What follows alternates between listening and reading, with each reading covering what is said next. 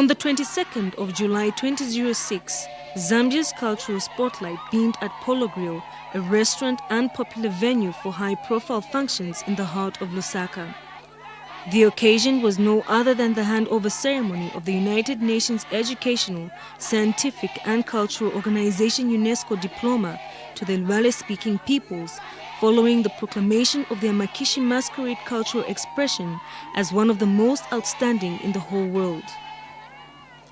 The UNESCO proclamation, which was made in November 2005, pushed the Makishi Masquerade to the list of 90 masterpieces of cultural and intangible heritage of humanity.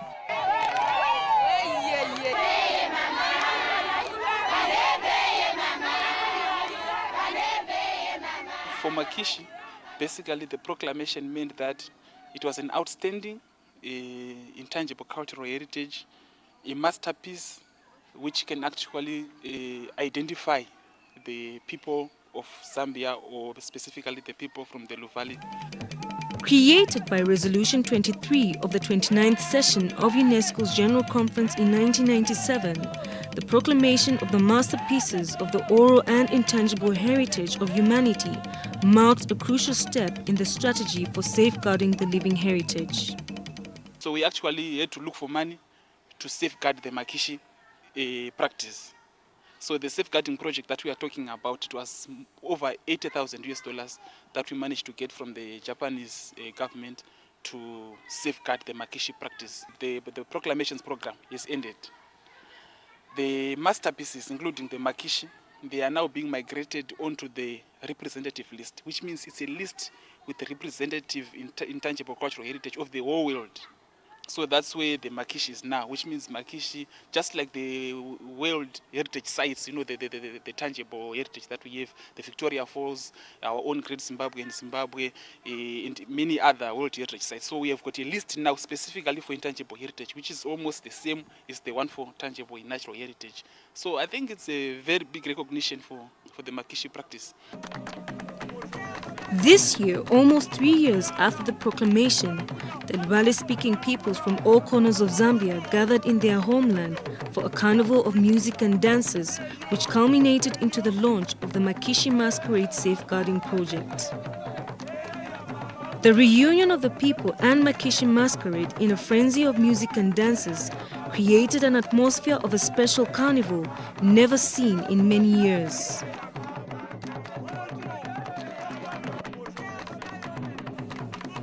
The festivities started at the break of dawn, 2 days before the launch of the safeguarding project in Zambezi, Northwestern Province.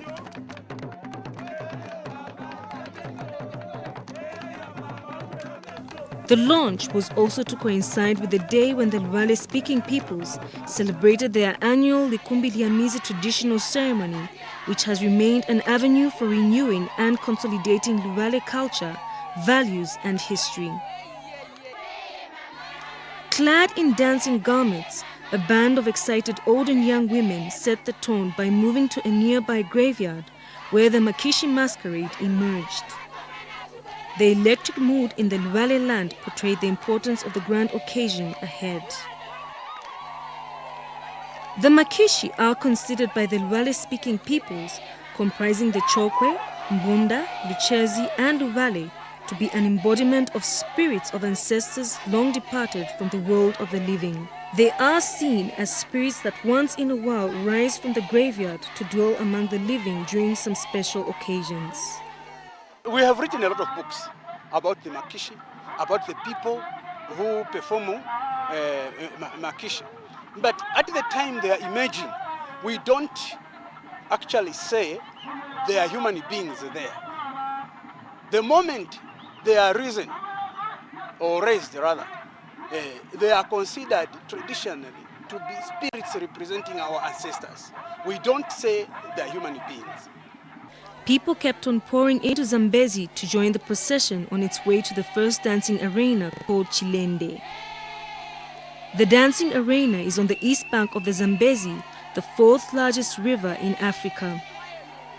The history of the safeguarding project is traced to the time when the Makishi cultural expression was identified as candidate for proclamation in the year 2004 and submitted by Zambia to UNESCO's Intangible Heritage section. An 18-member jury, which was chaired by Princess Basma bint Talal of Jordan, met from 20th to the 24th of November 2005 and proposed the proclamation of 43 new masterpieces out of 64 national and multinational candidatures. The 43 candidates were finally proclaimed as masterpieces later in the same month. The Makishi Masquerade of Zambia were among the new masterpieces, together with the Gulewa Mkulu of Malawi, Mozambique and Zambia, Chopi Timbila of Mozambique, and Zimbabwe's Mbende dance. Outside Zambia and the African continent, the Samba of Roda in Brazil, Japan's Kabuki theatre known as Ramlila, and traditional Indian performances of Ramayana were also proclaimed as masterpieces the same year. As the mood of the celebrations continued to rise, the Luvale-speaking people had a cause to push the tempo of festivities even higher in view of the great honor accorded to the Makishi Masquerade. The proclamations of 2001, 2003 and 2005 brought the list of masterpieces proclaimed by UNESCO to 90 in the world. For the Makishi Masquerade, the creativity and artistic skills of the Luvale-speaking peoples are simply amazing. The Makishi Masquerade are of different characteristics. They imitate animals, birds, aeroplanes, buses, whatever is thought by a designer. The procession of the Makishi meandered through the town of Zambezi, accompanied by throngs of excited people. Though it is difficult to trace the exact year when the Luvale-speaking tribe started the Makishi cultural practice, what is known, however, is that it has existed for many centuries.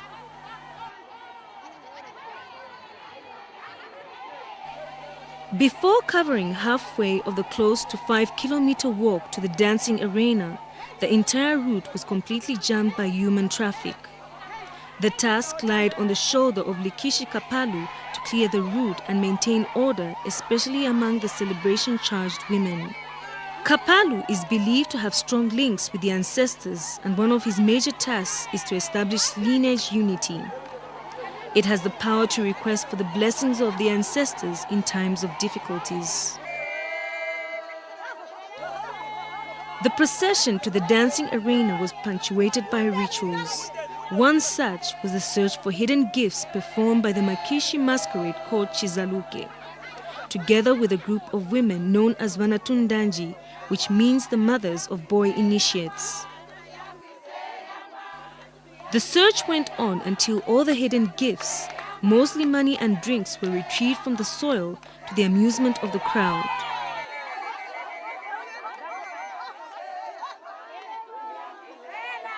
For many centuries, the presence of the Makishi during celebrations generated more excitement.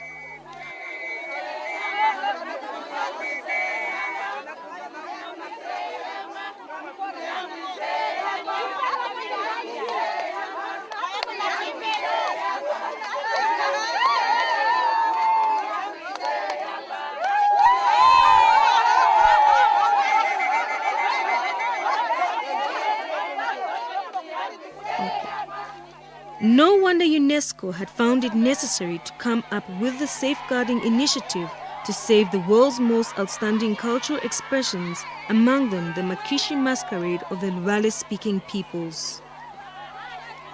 Throughout the procession, Likishi Kapalu was on the alert to clear the way. It has no record of sleeping on duty as long as the procession was in progress. Another significant ritual on the way was the smashing of a calabash containing local beer by Likishi Sakashibi. It was believed that the beer which spills on the ground would appease the ancestral spirits and subsequently blessing the procession to the dancing arena. The journey was full of drama.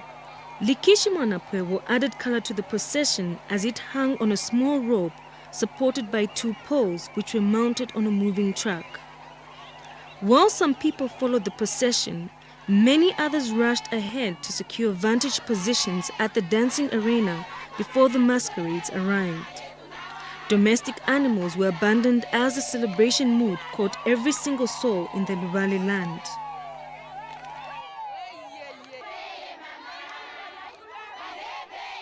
At the dancing arena, there was already a large crowd, even before the arrival of the masquerades.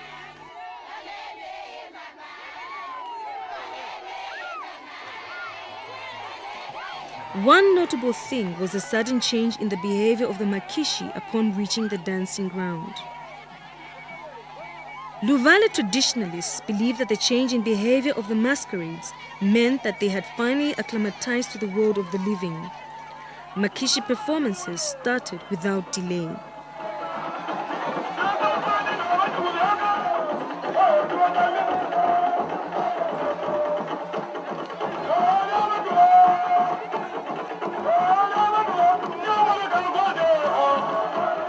The masquerades which performed the same dance were grouped together to display their individual skills. In a dance called Kuhunga, a masquerade demonstrated skill by raising some rings of fiber tied around the waist.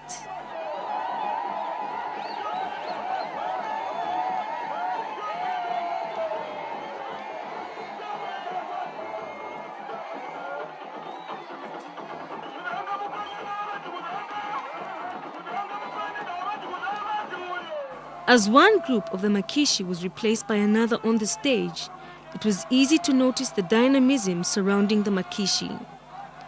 The designers of the masks keep creating new ones to depict different situations and objects in the world of the living, such as a military jet, which was an astonishing creation, though it could not fly. However, no matter how well designed the Makishi Masquerade could be, much appreciation still lied in the skill of entertaining an audience.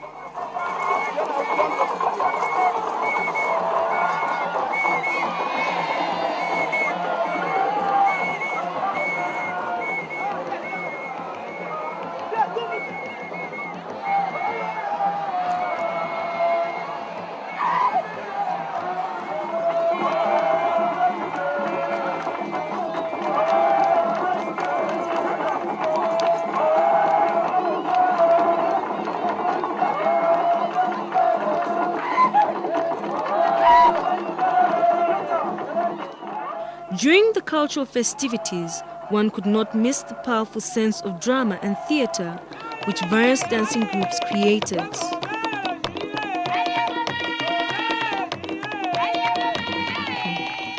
Kanyengenyenge, a masquerade that takes the form of the pelican, an aquatic bird that is able to adapt well in the interminable marshlands of the Luvale-speaking peoples, was a marvel to watch.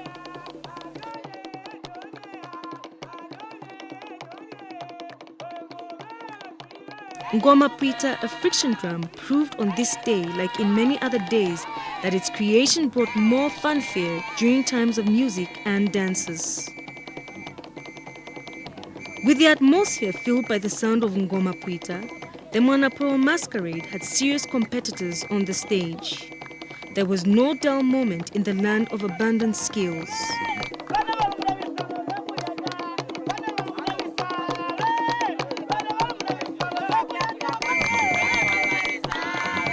The Luvales appreciated their music, as was evidenced by the overwhelming response from all corners of the dancing arena.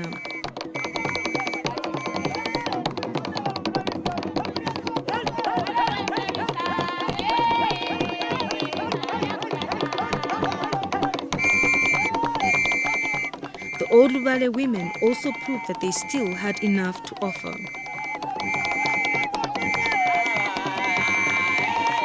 The Ndondo Masquerade, another common figure and a darling of women, resisted to be left out. It is believed that Ndondo has an exceptionally big tummy because of food poisoning. The masquerade stands as a symbol of the consequences of uncontrolled appetite for food. However, the swollen tummy has never been an obstacle, As Ndondo Masquerade was about to conclude its dance, people had already gathered on the east bank of the Zambezi River.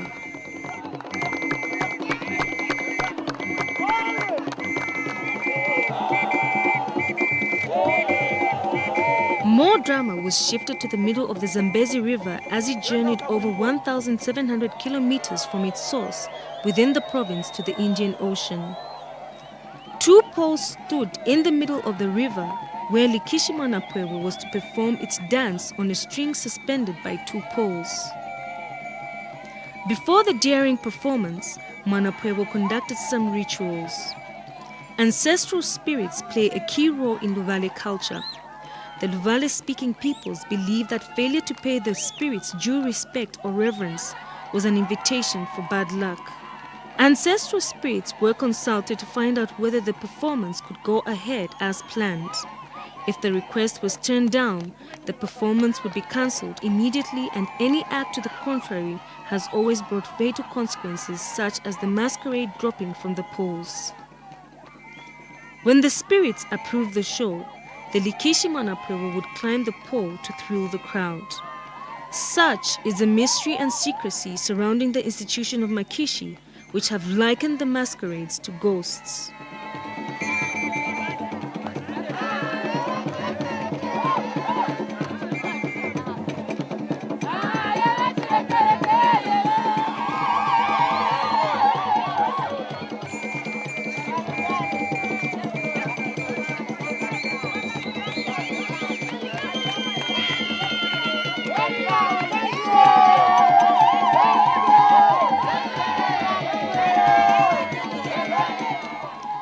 Indeed, one is left to wonder where the Luvale culture was going to be left without the participation of the Makishi Masquerade. After a splendid performance, Likishi Mwanapwewo relaxed to also admire the skills of people in the world of the living.